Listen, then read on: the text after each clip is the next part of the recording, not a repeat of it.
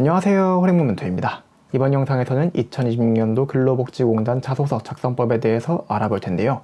1번 문항은 지원동기 문항인데 이런 내용이 추가로 들어가 있어요. 그래서 여러분들이 글을 쓰실 때도 근로복지공단이 다른 기관들과 이런 점이 다르다라는 걸 명확하게 명시를 해주셔야 되는데, 그럼 지원동기 도대체 이제 뭘 말해야 되는 거냐? 그냥 단순히 우리 회사 왜 지원했냐라고 되게 심플하게 물어본다라고 생각하지 마시고요. 딱 읽었을 때 보여야죠. 얘 우리 회사 진짜 오고 싶구나.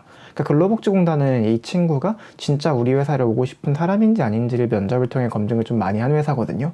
그러니까 이런 것들이 보이는 게 중요하고요. 그러려면 이런 걸 찾아야 돼요. 내가 근로자들을 돕고 어떻게 보면 근로복지공단에서 일을 하면서 누군가한테 도움을 주고 베푸는 그런 일을 하는 것들이 좀 나의 인생에서는 어떤 의미가 있는가, 그 일을 하는 게 좀 나한테는 어떤 좀 그런 동기부여가 되는가, 그런 것들 있죠. 그런 것들을 좀 고민해보고 풀어내시면은 아무래도 조금 더 좋은 답변이 나올 가능성이 높아 보이고요.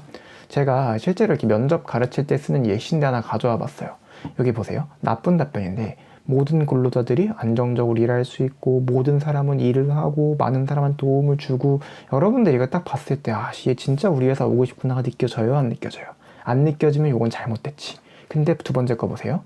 노무법인에서 알바를 하면서 노동법 수업을 들으면서 자연스럽게 노무 분야에 관심이 생겼다. 그리고 내가 어디서 일하고 싶은가를 고민을 해봤는데, 내가 노동복지 분야에서 갈 수 있는 최종적인 기관이 근로복지기관인 것 같다라는 거죠. 물론 다른 데도 있어. 고용노동부 같은 것도 있지만 사실 그런 데는 조금 더 일선에서 내가 마주해보고 싶은데 일선의 업무는 아니라는 거. 그리고 내가 근복 들어가서 어떤 하나하나 업무를 처리했을 때 그게 그 개인들의 인생에서는 진짜 중요한 부분일 텐데 그런 것들 도와주면 되게 보람을 느낄 수 있을 것 같아서 지원을 했다고. 이 친구랑 말하는 게 완전 다르죠. 그러니까 이 친구, 이번 친구처럼 말해야 되는 거거든요. 그거를 꼭 기억을 하셨으면 좋겠고, 그래서 근복이 다른 조직과 어떻게 차별이 되냐, 나는 왜 그런 일을 하고 싶냐, 왜 근로복지공단에서 일을 하고 있냐, 이게 뭐다고요? 그런 게 나한테 어떤 의미를 가지고 있냐에 대한 이야기를 해주면 좋고, 다음에 좀 글자 수가 나오면 입사에 이루고 싶은 목표도 가볍게 써주시면 좋을 것 같습니다.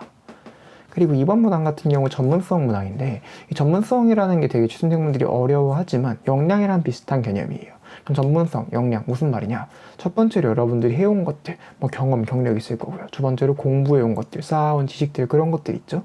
요거 두 개를 바탕으로 내가 무엇을 잘할 수 있는지를 한번 고민을 해보세요. 그리고 내가 잘하는 그런 것들이 입사 후에 지원 직무에서 어떻게 활용될 수 있을까를 연결하는 그런 과정입니다. 꼭 이런 땡땡한 전문성을 가지고 있다 이런 키워드를 잡을 필요 없고, 저 이런 거 잘하는데 그게 입사 후 이런 식으로 도움이 될 거다를 풀어내는 거죠.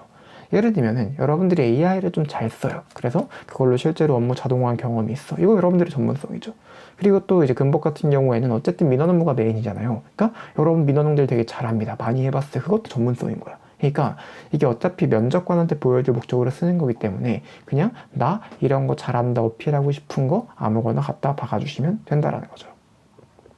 그리고 3번 문항. 제 근로복지공단에서 직무 수행 시 마주하게 될 고객의 특성 어떻게 잘 응대해야 되냐라고 했을 때, 이거는 사실 여러분들이 지금 그 로열티 문항이라고 보시는 게 맞습니다. 그러니까 얘가 근복에 얼마나 관심을 가지고 있냐를 보는 문항이라고 보시면 될 것 같은데, 실제로 현직자분들이 항상 하시는 말이 좀 근로복지공단이 민원 강도가 아무래도 좀 높은 편이다 라고 얘기를 하십니다. 왜냐면 이게 돈을 주고 그런 것도 있다 보니까, 또 보험도 다루다 보니까 제도나 절차가 좀 복잡해요. 뭐라든 간에 좀 복잡하고, 그다음에 사람이 몸이 아프면 마음도 아파요. 그럼 예민해집니다. 저도 지금 보면은 이렇게 말하는 게 되게 자연스럽지가 않잖아요. 이게 제가 지금 목이 아파갖고 말하는 게 힘들어서 그런 거거든요. 그러니까 이런 저도 지금 요즘 되게 예민한 상태란 말이에요. 그러니까 그렇게 된단 말이야. 그런 사람들을 응대를 해야겠죠. 그래서 이런 식으로 여러분들이 좀 고객 특성에 대해 한번 고민을 해보고, 그러면은 그런 사람들의 니즈를 내가 잘 파악해서 이런 식으로 응대를 해낼 수 있다라는 걸 좀 여기서 민원 응대적인 포인트로 어필해 주시면 좋지 않을까 생각을 하고 있습니다. 그리고 거기에 여러분들의 경험, 예를 들어 내가 요렇게 응대를 했더니 그런 사람들이 되게 잘 좀 이렇게 좀 순화가 되더라, 좀 약간 잘 납득하고 돌아가더라, 이런 경험도 하나 섞어주시면 좋을 것 같고요. 그리고 4번 문항. 새롭거나 익숙하지 않은 문제를 자기 주도적으로 해결하거나 새로운 업무 영역의 성과를 창출했던 경험.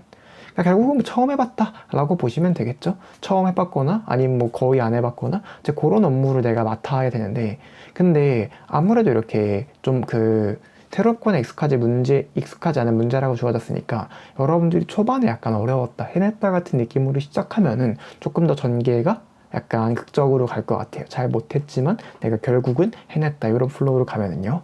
그리고 성과를 창출했다라는 말이 있을 때 이 사람들이 성과라고 말하는 걸 수치랑 연결을 시키는데 여러분도 아시겠지만 모든 성과가 다 수치화가 되는 건 아니에요. 그래서 성과 이퀄 좋은 결과라고 생각을 하시면 될 것 같고 여러분들이 예를 들어 뭐 상을 받았다라거나 이런 명확한 어떤 그런 좀 명확한 성과 같은 게 있으면 적어주시고 수치 같은 경우에는 여러분들이 자연스럽게 뭔가 좀 연결시킬 수 있거나 실제로 수치적인 어떤 진보가 있었으면 쓰시면 되는데 수치가 없다고 해서 꼭 이 문항이 문제가 되는 건 아니다 라고 말씀드릴 수 있겠습니다.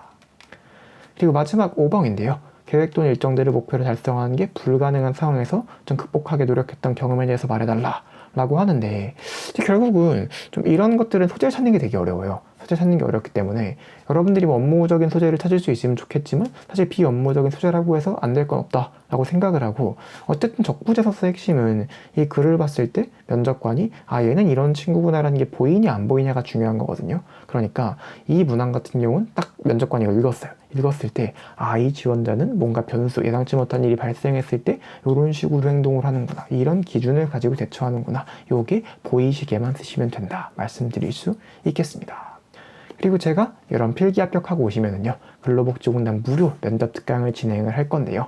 5월 13일날 필기 합격자 발표가 나고요. 하루 뒤인 5월 14일날 목요일날 밤 8시부터 진행을 할 겁니다. 요거 녹화 강의도 제공해 드리거든요. 그때 시간 안 되시는 분들도 편하게 신청해 주셔도 괜찮고요. 신청하시는 방법은 필기 합격한 다음에 저한테 이렇게 무료 면접 특강 참여하고 싶다 라고 카톡 보내주시면 되고 혹은 제가 운영하는 오픈 카톡방이 있는데 여기 들어와 계시면 제가 필기 합격자 발표하고 자 면접 특강 신청해주세요 공지 드릴 거거든요. 요거 더보기 고정 댓글에도 있고요. QR코드 찍고 들어오셔도 괜찮습니다. 그럼 모두들 화이팅이에요.